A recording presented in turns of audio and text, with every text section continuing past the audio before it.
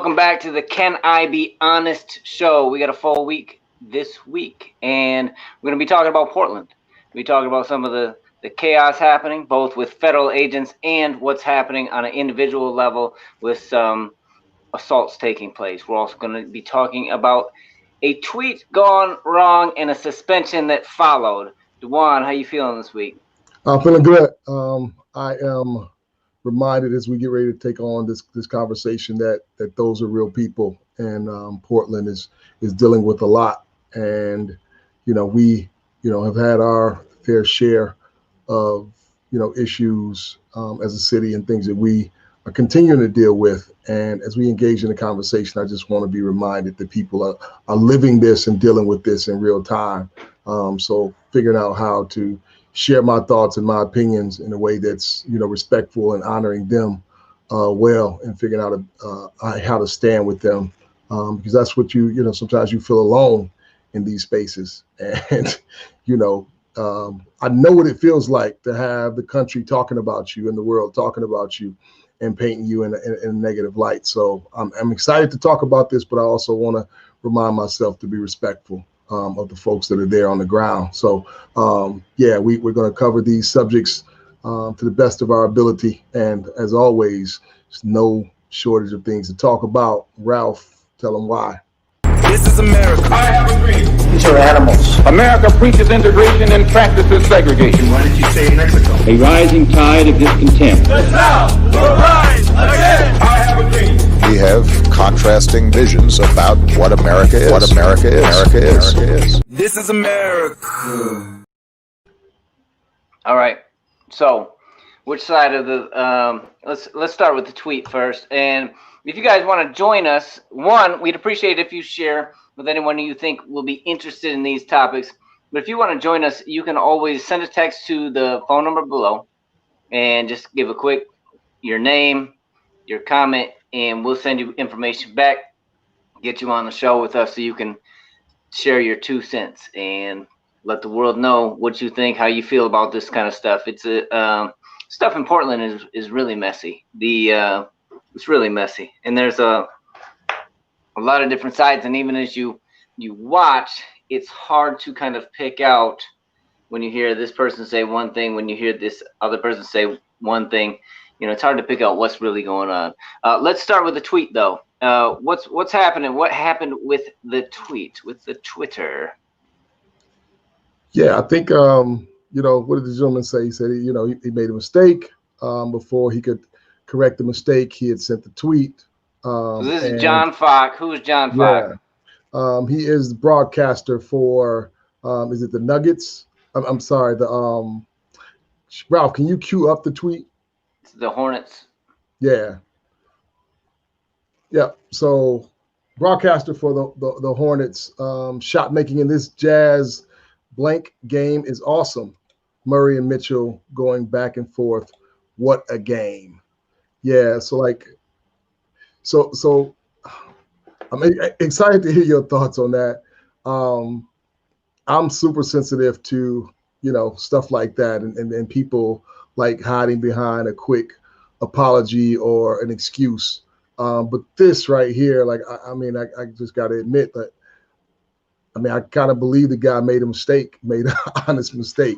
I can't see him with where we find ourselves, and I don't know the guy, right? So I can't say what I put past somebody, right? Because me, I think that we're all crazy and capable of doing some really dumb stuff, and you mix some excitement of a game and some drinks and some, whatever, right?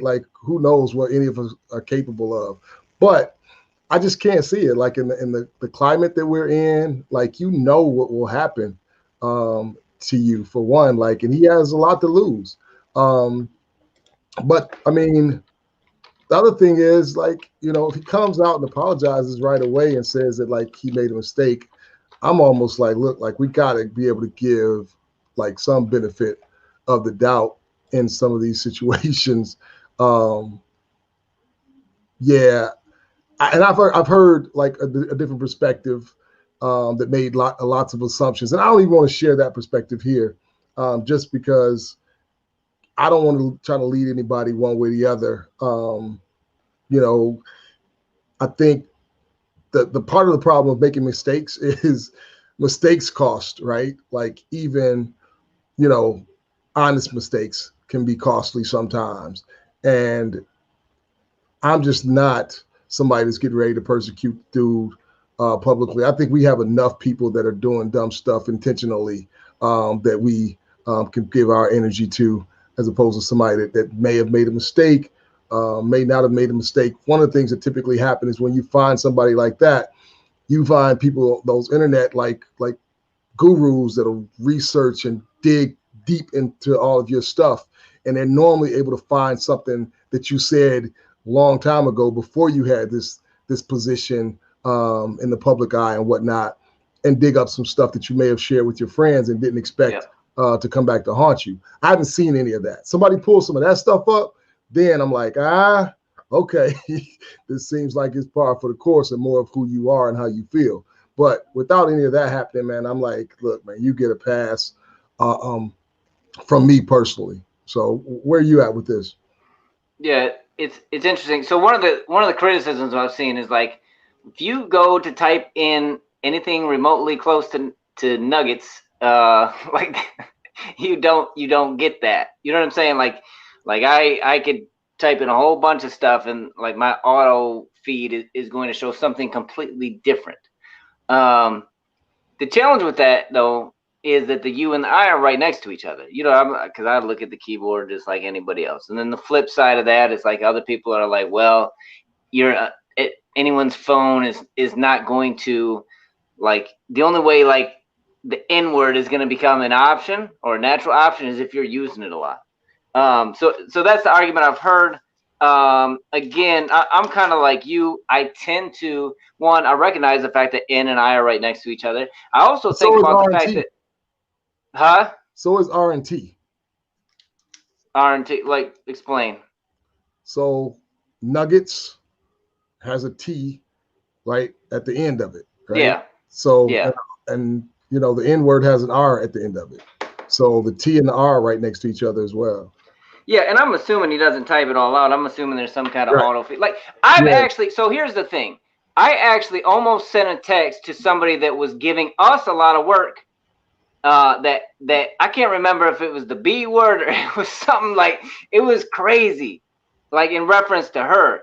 And I like, sometimes I don't check that stuff. You know what I'm saying? A lot of times I've sent texts out and I'm like, and that doesn't even make sense. Like, what word was I even trying to do? But this one I caught because it was like the auto thing. And I'm so, for like on a personal level, and that's not a word that I use. You know what I'm saying? Like, I don't use it out of my mouth. I don't text that to people, etc. Whatever the word was, I think it was the B word.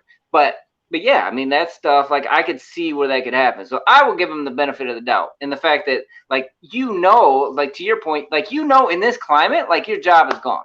So I don't know what he makes doing that, but like, you really want to like lose your job on a tweet that says that?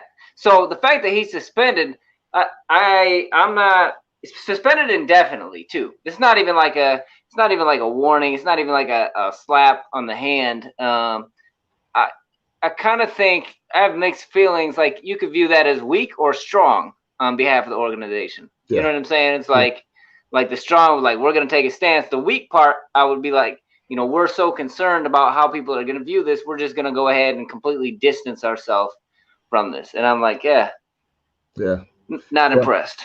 Yeah, no doubt. And I mean, you know, to the point of the tweet, it was a crazy game. It was a crazy back and forth.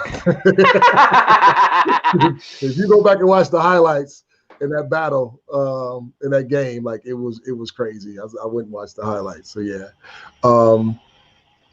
So what we got next? Obviously, you got any comments? You got any thoughts? If you heard that anything about that story and you want to comment, you feel free to fire away in the comment section or text us so you can jump on and have live conversation with us. 313-473-0499. And again, like, if you're watching right now and you think it's, you know, a good show, it's getting ready to get a little bit intense. So you might want to go ahead and start sharing with some of your friends and invite them to come and check us out and be a part of the conversation.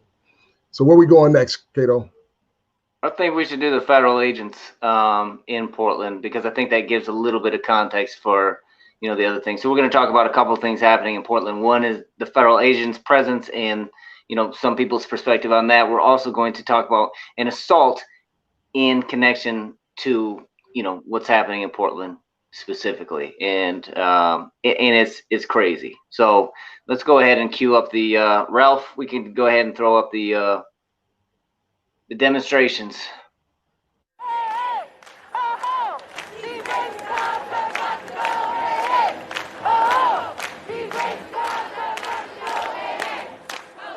I'm here right now because the feds are here, and that's terrifying to me as a citizen.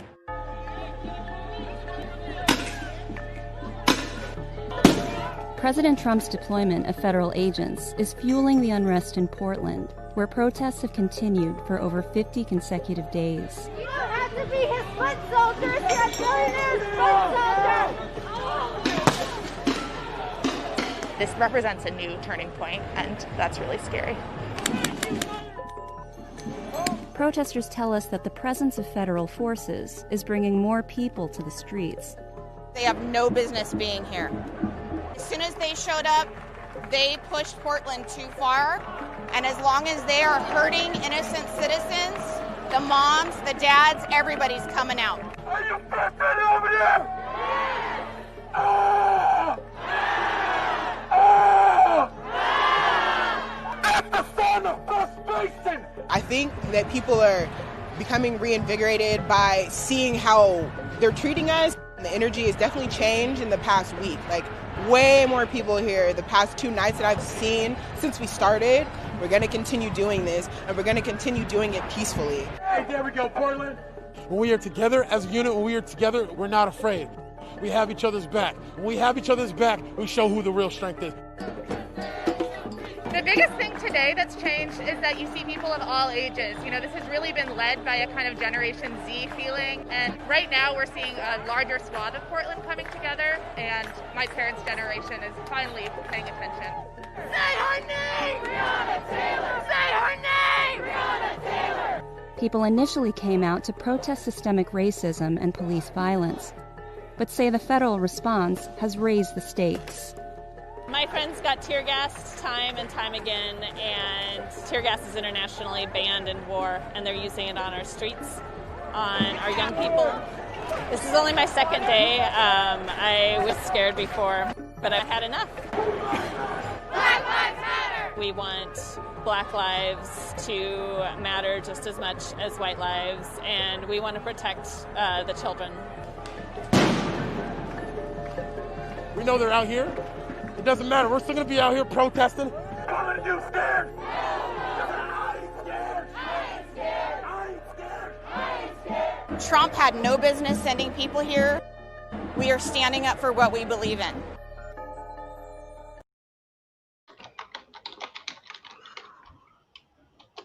Yeah. So, I'll dive in. Like, definitely heavy thoughts on that. I've been saying for a few years that, that's like a desire for me, was to see us united and standing up for the lives of people that have, lost their life to police brutality. And I often thought that, what it was going to take was for some of the young white folk to come alongside and stand on the front lines in this fight. And I knew that eventually, with the consistency, the mothers and fathers of those young, white activists would come to the rescue as well. And I think that that's when you really see things start to change and opportunities for systemic change. Because ultimately, like, we can't stand. There's a different feeling when you see young white folk being tear gassed, beat, and things like that. It hits differently, as they say. So, when I see those pictures now, I just feel proud. Like, I just feel proud that people are coming together, standing together. It gives me proud toward what? Toward who? Towards the unity, right? Like, people being able to work past differences. I mean, I bet if you like polled those people that were there, there'd be a number of subject matters that they are polar opposites on. But if they can stand united together and say life matters, and that we want, Black lives to matter as much as white lives, because what she's saying is we realize that white lives matter, right? But she said, like, we want Black lives to matter just as much. So when people can be united in that space on that subject matter, that gives me hope. And in the matter, it's put like themselves in harm's way, knowing that they're in harm's way, right? That gives me hope,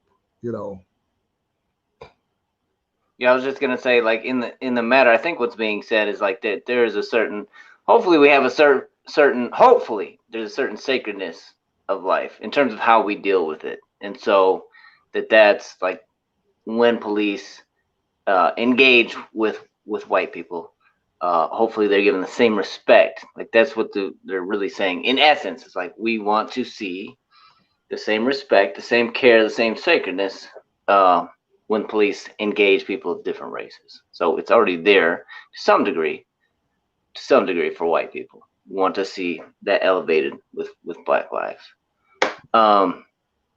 Yeah, there's another clip I saw, like, of moms singing together, or I can't remember I've seen it so many clips, but can't remember if it was in the beginning one. But it's just beautiful. It's a bunch of moms and they're singing together in response, like as the federal officers are out there. What is your thought on the officers being there in general? Yeah, it's scary. It's really scary for me because, man, I just think that, especially when they're given an order from as high up as, the commander in chief. I mean, I don't know. You saw the movie Detroit.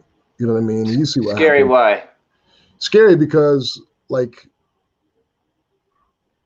they come in with authority and power to use tear gas, right? Not that tear gas hadn't been used before they got there, but there's no checks and balances. Like, they don't, like, who do they answer to, right?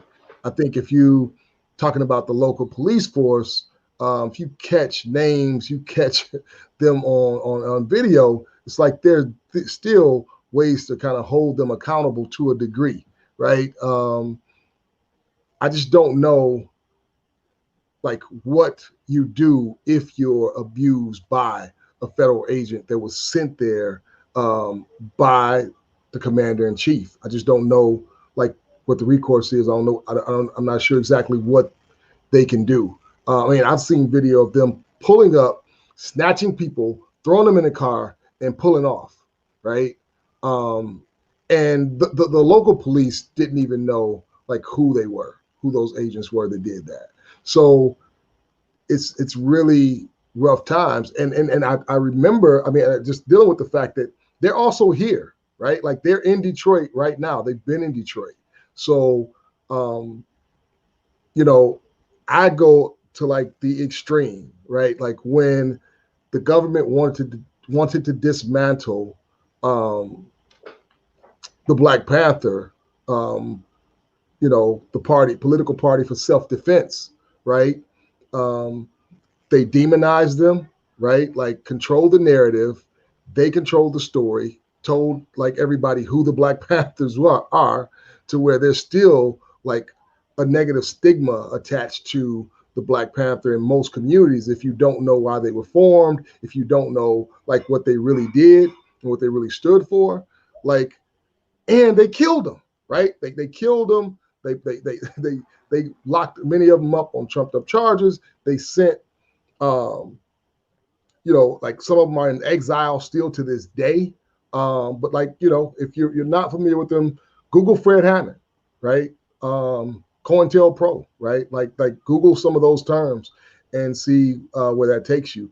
And I'm looking at people that are just as brave as the Black Panthers, and it's a like very diverse group of people, and that understanding that, like, you know, they could be like, you could declare war on the peaceful protesters, and we can end up in a really, really like dark place. So that's kind of my concern. Like the way we've treated like our prophets and those that kind of call us to the carpet as a nation to do better, to be better. The way we respond to them in real time, our track record is just terrible. Like what we say about them generations later, you know, we end up like saying that they were right. But what we say about them in real time and what we do to them in real time, it's our track record is terrible. So for that reason, you know, I can be hopeful and scared at the same time.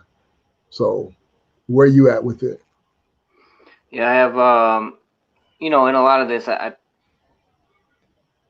feel like it's complicated because I don't know. Like, I'm not on the ground. I don't trust. Like, I've had this growing distrust of everything over the past several years, just because there's so many sources and so many people saying one thing and so many people saying another thing, and sometimes you have video footage to prove it, but it's a snippet, right? You can get a 60-second clip to show anything, and you know, you add, you know, another 60 seconds on each side, and that can completely change your view on things, or my view. So that's the part I'm trying to figure out. Honestly, it's that, like, what I don't know what Portland is actually like. From what I can tell, Detroit has been mostly peaceful. Although there have been some instigators that have come in, and there have been some people, both in word and in deed, that have been here to do some stuff, to like shake some stuff up. And so, like, that's the kind of stuff where I just don't know. I would love to like understand more about what's happening in Portland. I think if you're having, like, we have the right to protest. We have the right to peacefully protest. I think if you are taking away that right, if you're peacefully protesting, then that's a problem. If you are being met with any kind of physical force, you know what I'm saying? It's like, if the people, like, in a democracy, are not allowed to like stand out there and have a voice and say what they want to say and demonstrate in the way that they want to demonstrate, like, that's a problem. That takes you back to like kind of civil rights time, when you see peaceful protesters sitting in diners, if you see them marching, if you see that, and being attacked. So I think in some ways, like, I think we're back there. But at the same time, like, I'm also not convinced that, because again, I don't see more. It's very interesting. The end of that video, it's a very nice, very well done video. But the end of that video, it says the real war is real war is a class war.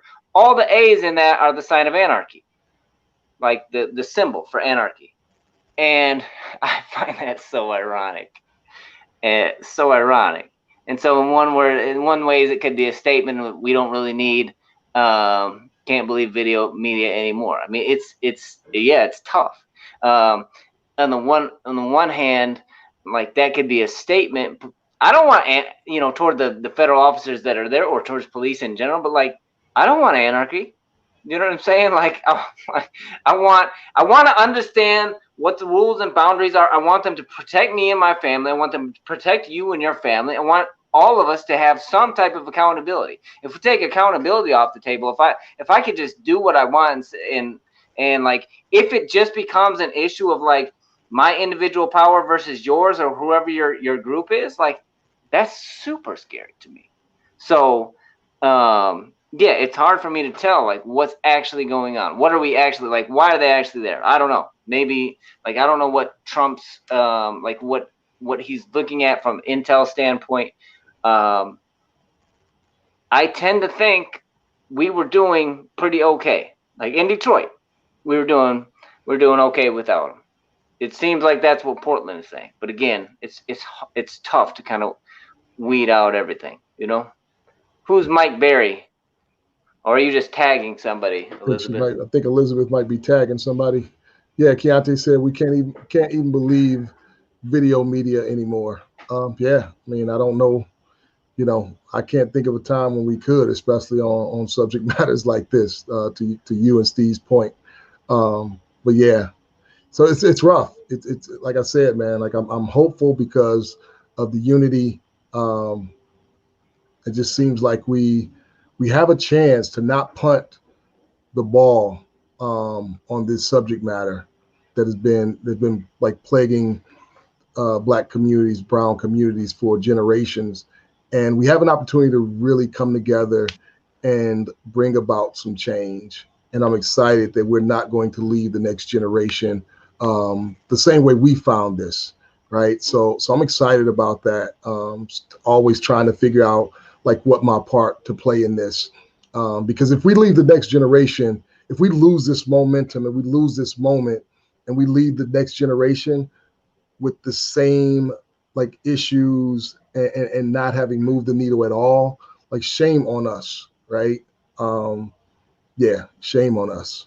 So I know that there's something else that we want to dive into before we do that, we definitely want to hear your comments. We want to invite you to be a part of this conversation. So right now we're talking about the federal agents in Portland and what that looks like and what the people that are protesting have to say about that, at least from the video footage that we just shared. And you can jump on and join the conversation by texting 313-473-0499. You can be a part of the live conversation with Steve and I right now, or you can continue to leave comments in the comments section. So Simone, Cato, we see you. Keontae, Woodley, we see you. Elizabeth, we see you. Thank y'all for being a part of it in the comment section. So you want to cue us up for the next part of the conversation, next piece? And this is the flip side of that. I mean, the same city, roughly the same general time. I don't know if it's the same evening or not, but it's very interesting because this is the underside of that, and this is kind of what anarchy looks like. So let's go ahead and cue up the video, and then I'll give it a little more context after that. A violent encounter on the streets of downtown Portland captured on camera. Now there's been an arrest in a beating that sent a man to the hospital. We learned the suspect turned himself in early this morning. Yeah, the case really making headlines across the country. The suspect, 25-year-old Marquise Love, seen here, was booked into the Multnomah County Jail where he is facing 3 charges. Fox 12's John Hendricks is live tonight with what the victim is saying about the arrest. John? Well, Pete and Camilla, we are told that Love likely won't make his first court appearance until Monday. He is being held here this evening at the Multnomah County Jail on bail of $260,000. Now, these are the moments before Adam Hayner was kicked in the head and knocked unconscious last Sunday in downtown Portland. Hayner told us it all started when he saw a woman getting attacked and robbed near 4th and Taylor downtown and stepped in to help. He was harassed by a group of people. Hayner says he and his girlfriend, Tammy Martin, got away from that crowd in separate vehicles, but says his power steering failed and he crashed nearby. That's when he says people pulled him out of his truck. The moments following too graphic to show on television. Hayner is kicked in the back of the head and knocked unconscious. He spoke today with Fox News when asked specifically any message he had for Love. Here's what he had to say. I didn't really have an issue with anyone when I went down there to start with, so I'm not really trying to, pick up an issue here. I think they were down there for a cause and trying to show something for their cause, and what they showed is what they showed, and that's where I stand with it. Friday morning, 25-year-old Marquise Love turned himself in and is now facing charges of assault, riot, and coercion. Portland Police Chief Chuck Lavelle released a statement today about the arrest, saying thank you to all the members of the public who have provided information and tips to our investigators. Your assistance is very much appreciated. Police tell us that they are looking at video evidence to see if anybody else committed any other criminal acts Sunday evening. Reporting live tonight, John Hendricks, Fox 12, Oregon. So yeah, for a little bit of context, that comes from a 32-minute video, and it starts off. There's a lot more people around. They're actually at a completely different place. You see one young man who's being accused of recording some things. Some people. So 3 dudes are walking on this. He's I can't tell if he's white or if he's Latino. It's hard to say. He's saying I didn't do anything. So he's got three black dudes. It's like, escorting him out. Like, you keep walking, don't run, or I'll catch you and pound you. Eventually the dude just starts hitting him, and like they get kind of to that where the corner is. There's a lady, white lady there, who says something. One of the black guys gets in her face aggressively. She breaks out her mace, doesn't use it, but just because she feels, the guy's like right in her face. He's threatening her. Somebody takes something from her. She chases that guy. Then somebody takes her skateboard. She chases that guy. Then she just starts macing people. Eventually, people assault her. The guy Hayner is there, kind of trying to being like a peacekeeper, kind of all the way around. He's super chill the whole time. Eventually, and this is like nothing's actually happening.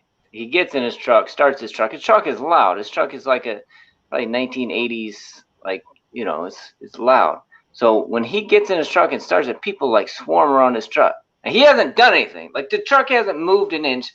There's nobody. He's not in the middle of anybody. Now people start assaulting his girlfriend. And then that's when stuff like starts getting kind of wild. He eventually takes off and crashes. He says it's because the power steering went bad. It might have been that, or like however many beers he had, because he was drinking the whole time. Like, I don't know. Yeah, and then they just, it's mainly the one dude who's assaulting him, while other people are kind of standing around him. But it's a mess, man. It goes on forever, and there's people just stand there and watch it. What finally brought it to an end? Because I told you, like, I wasn't. He's unconscious. I wasn't gonna watch the video. Like, I don't want to get accustomed to seeing that type of stuff. So I don't know how you watched it. I mean, especially with your history, right? So like what was it? So we'll talk about Portland, but like, what did it do for you to see that? And I don't know if the people that are watching know kind of your story. So I don't know if you want to tie it all in, but like, how did it impact you watching that happen? There are certain things that I feel a direct connection to. This one, I didn't a whole lot. Maybe it's because of how it happened, but definitely like where things end up. If I start to think about it, it's like, yeah, there's a whole lot of familiarity there. The dude, like, he gets knocked out because the guy basically punts his head, like winds up and just shin across his head. He's got a huge gash. I mean, there's blood just running out of the back of his head. And he is so out, he's snoring. They're splashing water on him. They're rolling him onto his side because he's got blood coming from everywhere.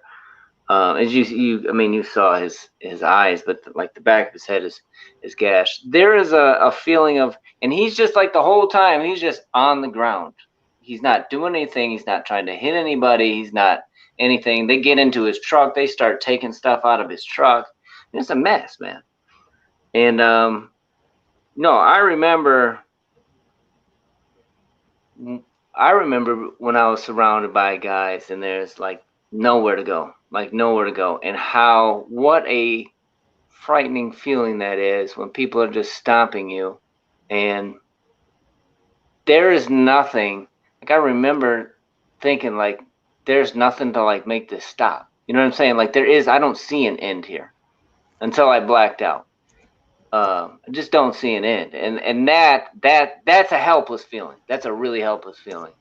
And so to see stuff like this happen to someone, especially someone who for the most part had been trying to keep peace the whole time. Like, he didn't go in there antagonizing anybody. He didn't go in there doing anything. Sometimes you see stuff happen, you're like, karma, but yeah, it's tough to watch that. It's tough to see that happened, to see so many people stand around and so on and so forth. I think one of the things like we really need to think about in all of this is, because I think this kind of stuff will keep happening.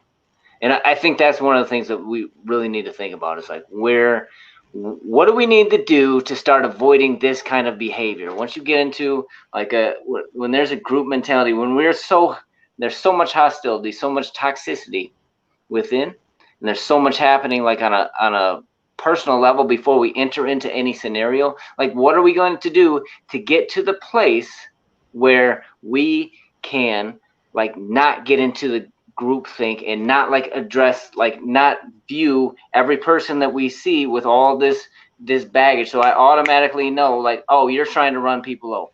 It's like, because you know what I'm saying, like that's the thing. Like, what do we do to avoid this? Because we're gonna go, like, the more stuff we see that confirms the biases that we already have, is like, yeah, these people are like this, he's gonna do this, she this, that, and the other. Like, before you open your mouth, I already know what you're gonna say. And so, like, what do we do when we get to how do we address that stuff so that we can actually be healthy and come back to a place where it's like, look, we need to do something different, because this is scary. The federal police is scary. This kind of stuff is scary as well. And like, this is definitely not a way to get less federal officers on the scene. So this will, like, they'll run with this stuff. So. It's also interesting because I don't think anybody else reported on it other than Fox. So, again, you know, and a British outlet. Yeah, it's scary to me. It reminds me of the place that I often describe. We're just an incident away from here in Detroit, right? I think with all of the pain, all the baggage, all the history, all the lack of trust, like, so many people feeling powerless at times, when you get an opportunity to display power, I think that there's just something in us that's unhealthy. Yeah. And I don't know. I don't think that we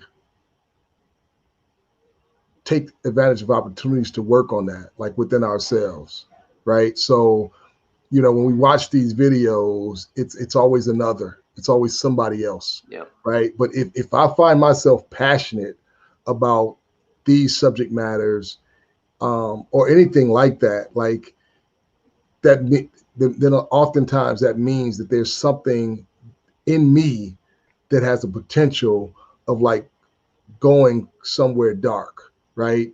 You know, that dude was just, yeah, he was not a threat, right? But I think when you have people that, you know, have the PTSD that you have and the trauma that you have in growing up, like in this country where you oftentimes feel powerless, and you haven't had spaces to process that stuff, you know, it's not common to work on it or try to address it within yourself.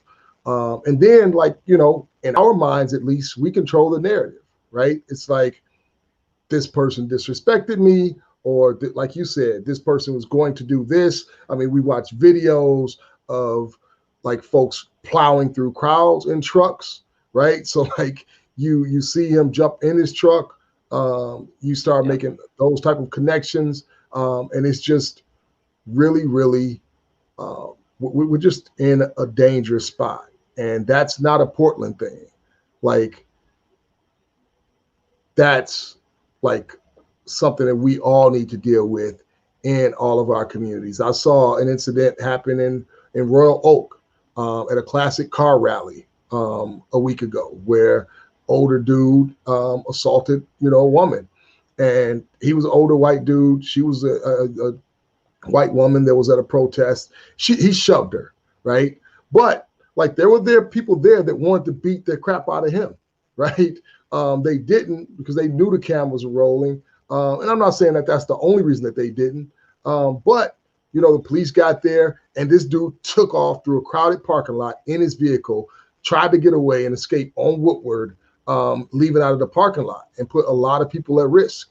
But it was really political, and there were people on both sides of the argument that were really, really passionate, and it just seemed and appeared dangerous. Like I can remember walking around with the type of rage bottled up within me that had not been addressed.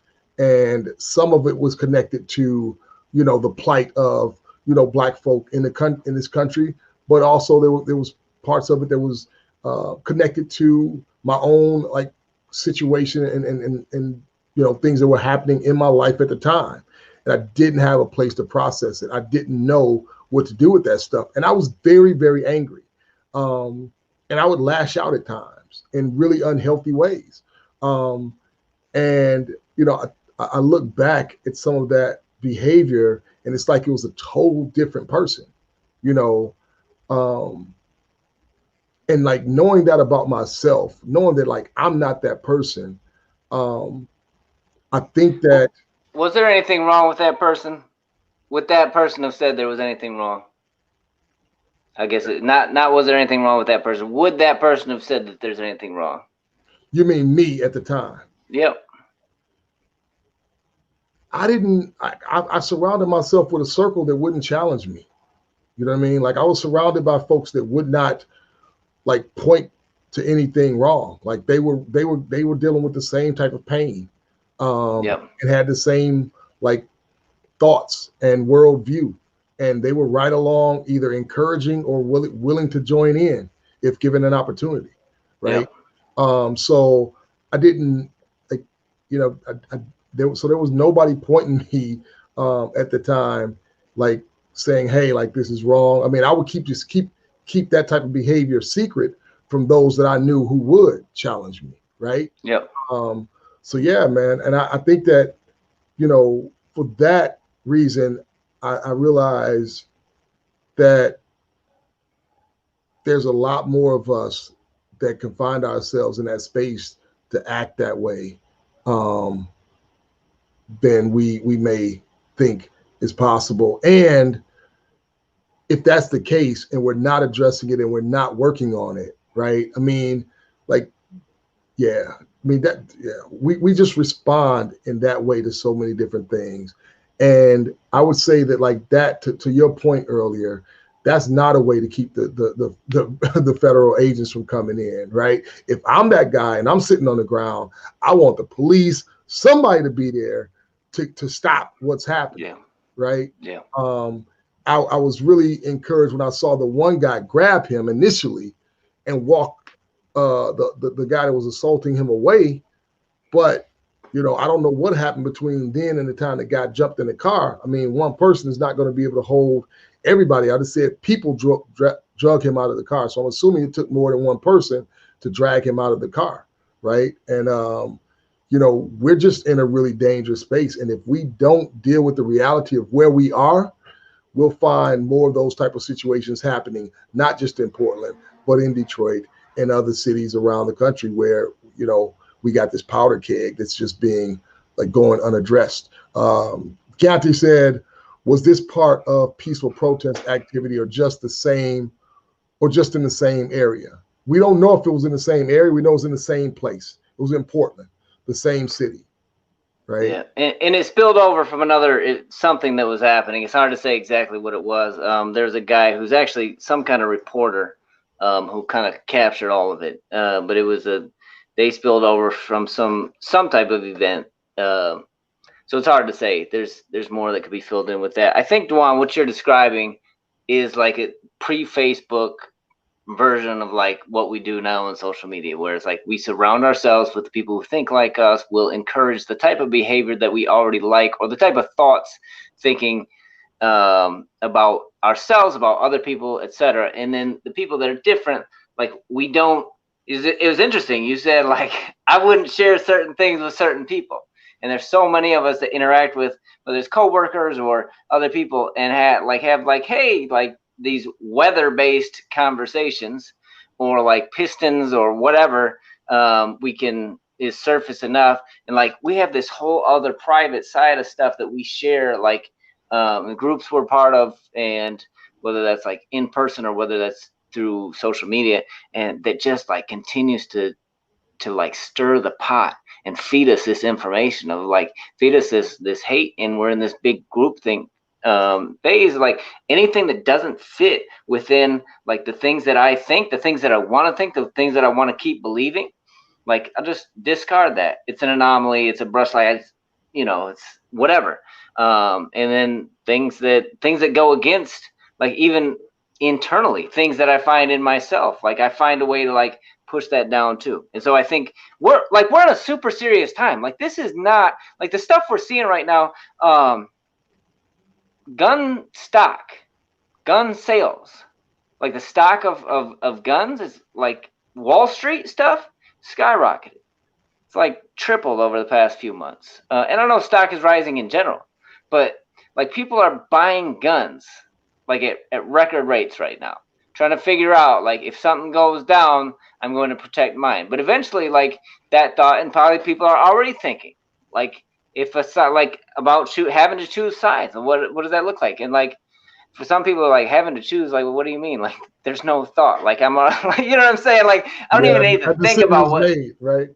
Yeah, like that's not even that's not a choice. Like I'm naturally here or there. And I think we're at a place where like we just really need to think about how to de-escalate this stuff and how to go a different route. You know what I'm saying? How to like bring back the humanity of everybody, of not just Hayner, Adam, but of Marquise. You know what I'm saying? Of like how to get in touch with Marquise, how to love Marquise well. You know, because he's like the stuff he's facing now for that. You know what I'm saying? Like I don't know what he did like prior to, like I don't know what his life's like, anything else, but like for that one little stupid, him getting his rocks off, being able to knock this dude out who he thinks is doing whatever, like, dude, you know what I'm saying? It's nuts. And yeah, but stuff is only gonna get worse if we don't figure out how to really like take an honest look at people, including ourselves. Yeah. And start to have conversations like, look, we got to do something different. I don't care what you believe, you know, like you can be on my team, not on my team, but like I need to find a way to love you. Yeah. And I think, you know, when we see the mugshot of Marquise, right? When we see, you know, the officer sitting on George Floyd's neck, or we see the officer standing around, we never see ourselves as Marquise. We never see ourselves as the officer that was on his neck. We never see ourselves as the officers that were standing around not doing anything, or the people that were standing around while Marquise was beating the crap out of that man. We never see ourselves as that person, any of those people. Like, right? If we just got to put ourselves in the situation, we say we are the victim. Right. But the reality is many of us are more likely one of those other people. And if we can like grab hold of that, deal with that really ugly reality, right? Because, you know, all it takes is the right circumstance, right? If we can deal with that ugly reality of like that this is who we are, like, right? If we can start to work on it in our individual lives, and then we can start to share some of that with one another and give some tools on how to bring about that change to us in a more collective way. But if we stay with it just being Marquise, if it's just, you know, those officers, like if it's just George Zimmerman, like if we keep telling ourselves that, then this stuff is going to keep on happening. Those are some of my thoughts on it. I mean, that we see this stuff play out in the way that we respond to things as a nation. We see this stuff play out in the way that we respond to keep on to post on social media, right? We see the way we respond when it comes to people having this conversation. Even if we are wise enough to not say it out loud, even if we're wise enough to not hit send, right? we see how if we're self-aware, we see how it plays out in our minds and in our hearts, right? And that's what we can have some control over. Sarah Ray, what's up? Yeah, Mike. Mike said Keys deserves what's coming to him. So, I mean, you do the crime, you do the time. Like that's a common thing. I don't necessarily disagree with that. Most of the times, like I agree with that. Depending, like making sure that, like, as long as like there's balance there. Sometimes our injustice system isn't quite just, and we're given like really steep penalties for this. What I will say is even though I agree with that, what I'm still trying to do is to view like you, Marquise, with the same type of like love and empathy as I view myself, as I view my kids, as anybody else. And the reason, part of the reason for that is like I realize like I'm a messed up dude. Like there's a bunch of times when I've failed. There's dumb, like I have a list of like dumb stuff that I've done that I could, you know, it's I don't want to go through like the laundry list, but all of us, like a lot of us, especially now that we're in this like very popular cancel culture, like where I'm like sitting behind a keyboard, like you do something, now I can jump on you along with like 10,000 other people. Like that feels great. Like I feel good being the good guy. Like not having to look in my own closet, not having to deal with that kind of stuff. So I'm trying to figure out like how do we touch base like with people like Marquise, with people like even myself, like in my own messed up thinking, like how do I get to a place from being hateful, from being driven by like negativity, from being caught up in a volatile situation and making it worse? How do I like intervene in that so that we don't have the outcome? Because like how do we rewind time, like the Back to the Future kind of like undo this stuff, like stop it before it happens? Like that's the kind of stuff, like we're in a place where like culturally like we're just like throwing fuel on the fire and it's both sides like just gassing the thing up, and I'm like, let's like pump the brakes on the gas for a minute. Let's stop and figure out how to like view everyone as like a real person. Because yeah, this time it's Marquise, another time it might be Connor. You know what I'm saying? Like it's not like, and it's not like one set of people are like awesome and another set of like everybody's doing a bunch of craziness, and it's all a matter of time before it completely explodes. So like I'm not like oh, you know, that's cool, you know what I'm saying? Yeah, I mean, you know, it's like you said, I mean, you know, it's Marquise, I mean, until it's me, right? I mean, if this great nation got what this nation deserved for the damnable things that it did to the natives that were here, this great nation got what it deserved when it comes to like the treatment of Black and brown folk, right? Like where would we be, right? Like, you know, yeah, I mean, I hope that you really hope that, you know what I'm saying? I get at the end of the day. And I'm like, you know, if you are a danger to society, then like, you know, at the end of the day, I do want to see society protected from you. You know, I don't want to see you out if you're going to be like displaying that type of behavior. And like, you know, I really hope that something happens where, you know, he is redeemed and understands like why what he did was wrong and how wrong it was. And not just because of the punishment, like, right, but because, you know, of just like the humanity, right, and how we need to be able to like not be in agreement with folks. We need to be able to be in like tense situations without somebody dying or coming that close to death, right? So yeah, and that way, I definitely, you know, hope that he, you know, has an encounter with the Messiah. But I mean, I've been hoping that for the United States for a long time, and I'm still waiting on it to really happen. So, yeah. Yeah. Sarah Ray said, in psychology, the term was coined the Lucifer effect by Dr. Zimbardo. Given the right circumstances, anyone will do anything to survive or to overpower. Which is, I think, goes back to some of the stuff that you were saying.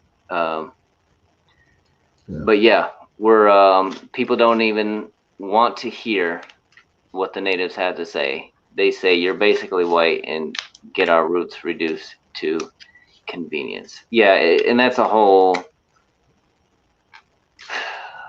yeah, that's a whole nother story. I mean, that's the most impoverished people group in the U.S. And that has to happen individually. What is that you are referring to? Is my question. So, but yeah, there's a lot there. Yeah, the American Indians. There's, you know, everything we took from Mexico. There's a whole lot.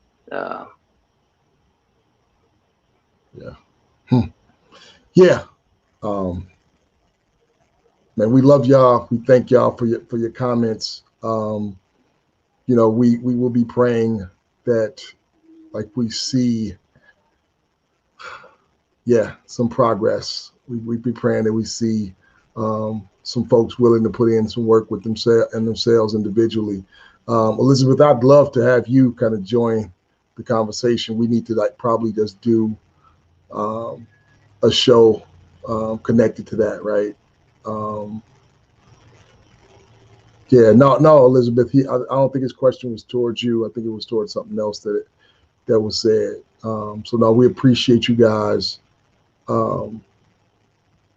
joining us. You got a couple minutes if you have any more comments. You probably could jump on 1 minute and join us really quickly, but not to extend the conversation like we normally do. We have a very interesting guest to join us. But if you did want to jump on, you got probably 4 minutes to do it, and you would do that by texting that number 313-473-0499.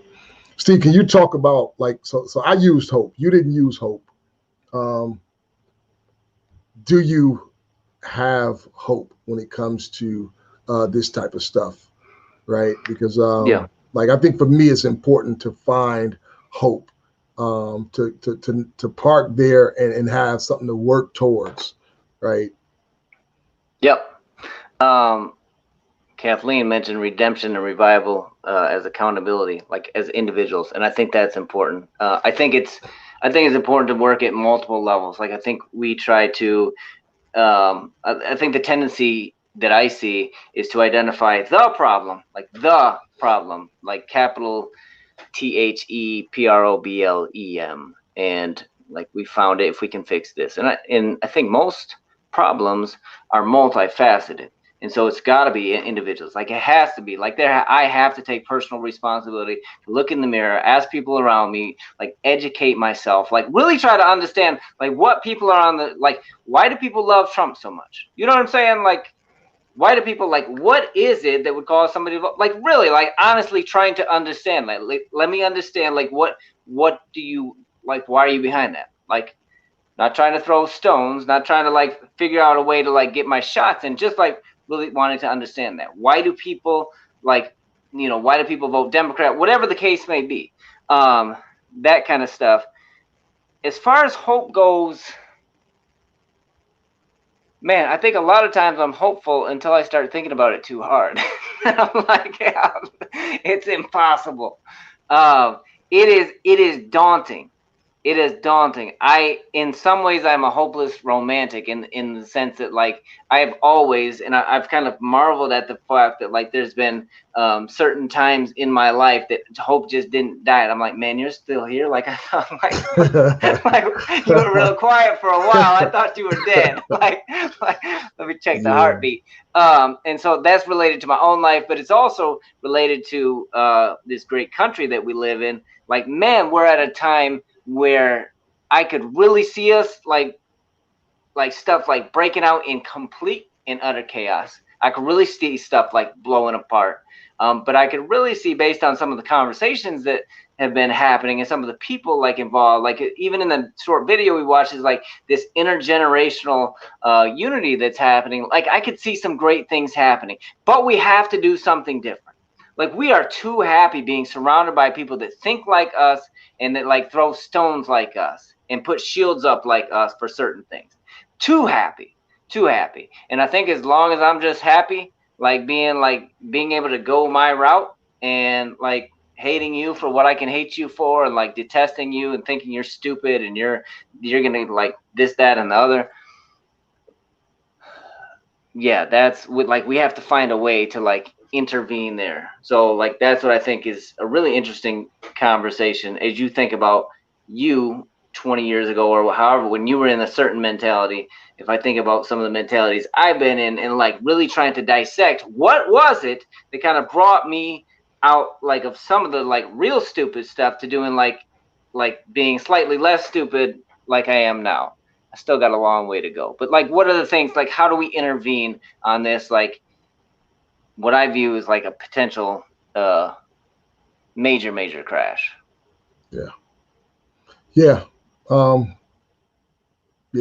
I choose hope, right? I mean, and like, you know, again, starting with me, I mean, I think of like some of the places I've been, you know, even on this subject matter, some of the places this journey has taken me, some of the things that I used to believe and some of the things that I thought, you know, and, you know, just choosing hope and seeing that, you know, this subject matter has impacted all of us to some degree. I know that that's hard. That's a harder reality for some to embrace and deal with. And like realizing if you start to come to grips with this, going back to the as an individual, right? Like I think the more people that can identify, come to realization that like, you know, it's a me problem too, right? Like it's not a like problem that exists outside of me exclusively. It's definitely here. Like this is more contagious than the coronavirus, right? You know, and if we can start to embrace that and start to work towards like the remedy, the antidote, right? That is available. You know what I mean? It's like we don't have to stay where we are on this subject matter. So like being willing to do the work that it takes to overcome the way that we were taught about one another, the way that the things that we were taught about Black folk in this country. And I think I said it before, we're all taught the same thing, right? About Black folk. I was taught the same thing about Black folk. I got the same history books that y'all got. So like being able to like overcome some of that stuff, address some of that, deal with that, like within myself. And then like the bitterness and the resentment that is there once I start to deal with like the reality and discover like real truths and the false narratives that I had, you know, was taught like in school. The resentment, the bitterness, and the hatred that you start to like, you know, find yourself like going down that route, and then be able to even come from that, right? When I could find circles that would justify me, like parking there, right?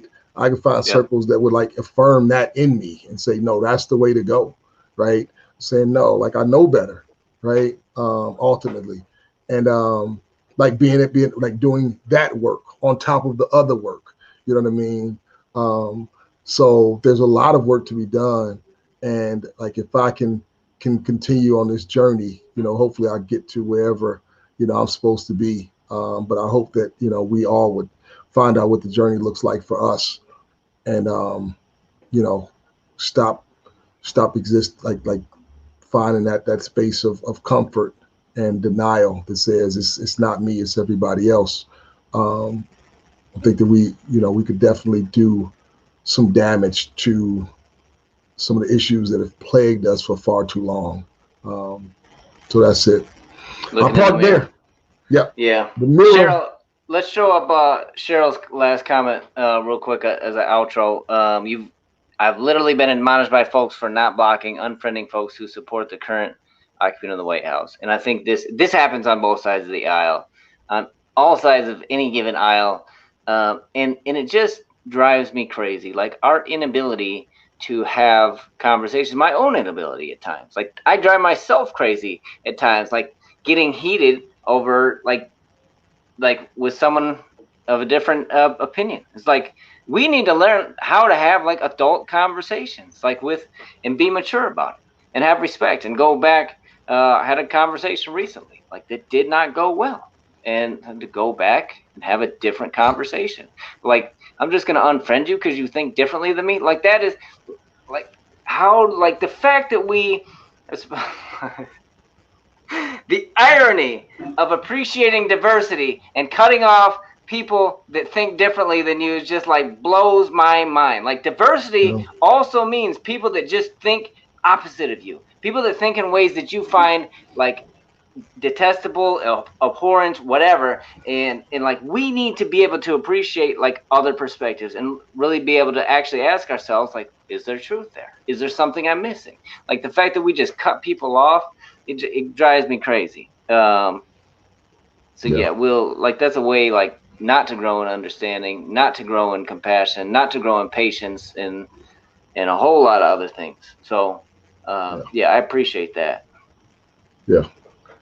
Yeah, definitely, no doubt. Kathleen Sly says we can pray for the U.S. to turn things around, but it needs to happen in our own hearts, actions, families, communities first. Elect truly people of integrity, those committed to godly righteousness. And then Elizabeth Christina says, without a right view of God and who he is and a right view of ourselves and the grace we've been extended, there's no hope. So step one of a solution is to pray, because God is sovereign. Yep. All right. Hey, those are thoughts from the folks that follow along and tag along in the comments section. We hope that, you know, something that was shared today inspires you to take a closer look at yourself. Sounds like people are echoing that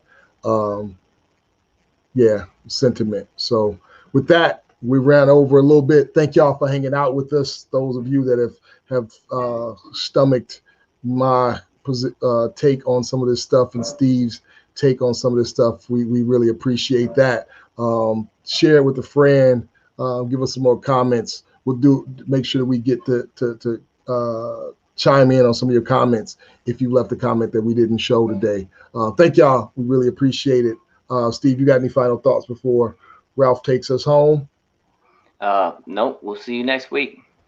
This is America. I have a dream. These are animals. America preaches integration and practices segregation. Why did you say Mexico? A rising tide of discontent. The South will rise again. I have a dream. We have contrasting visions about what America is. This is America.